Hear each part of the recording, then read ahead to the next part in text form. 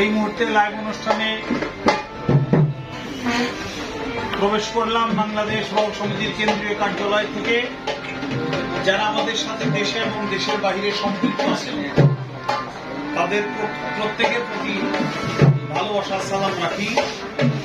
আমাদের জন্য দোয়া করবেন। আবুল সরকার মহারাজ এই পেজ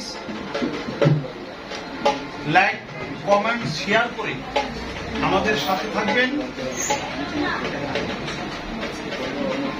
এই কামনা করি। এবং আপনারা অনেক শিল্পী, অনেক ময়নাটিয়ারা এখানে আছে। হ্যাঁ, সব ময়নাটি করছেন। হ্যাঁ, তারপরে সবাই গান করবে। হ্যাঁ,